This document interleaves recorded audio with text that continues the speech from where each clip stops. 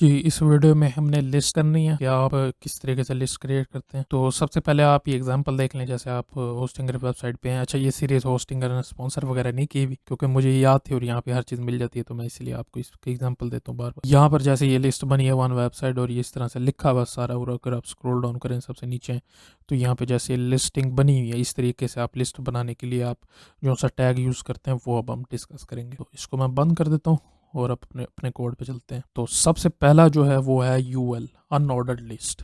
UL लिखें तो ये इस तरीके से आ जाए। अब इसके अंदर आपने इसमें आइटम देनी होती है, आइटम लिस्ट, तो वो देते हैं एल से। ठीक है, यहाँ पर मैं लिख सकता हूँ होम। होम इसको कॉपी करूँ बहुत सारी दफ़ा, सेव करूँ, तो ये देखें इस तरीके से लिस्ट में आ जाएगी। आप स्टाइलिंग करके फ्लैक्स करेंगे तो ये आगे पीछे भी हो सकती हैं, लेकिन लाइन में भी आप इसको कर सकते हैं।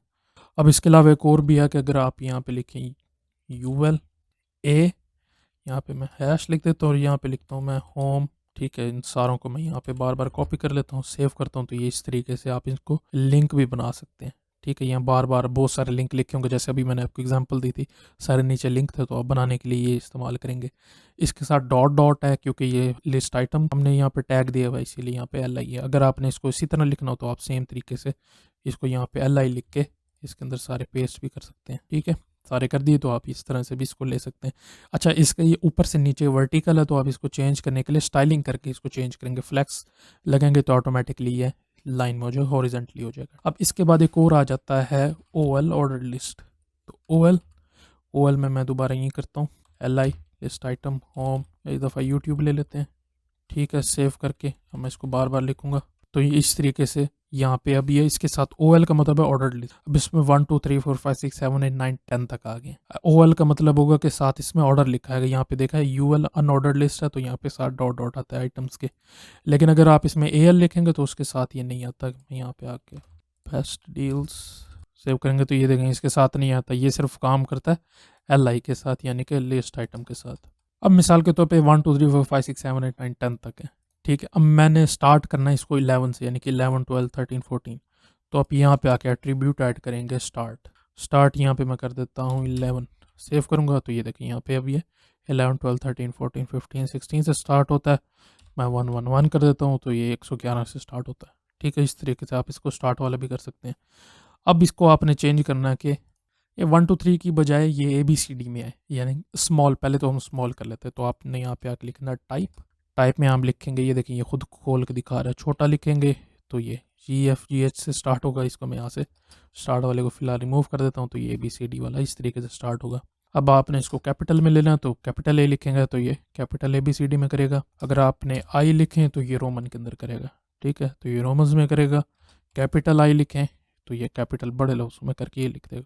तो इस तरीके से करके आप ऑर्डर लिस्ट यूज़ करेंगे।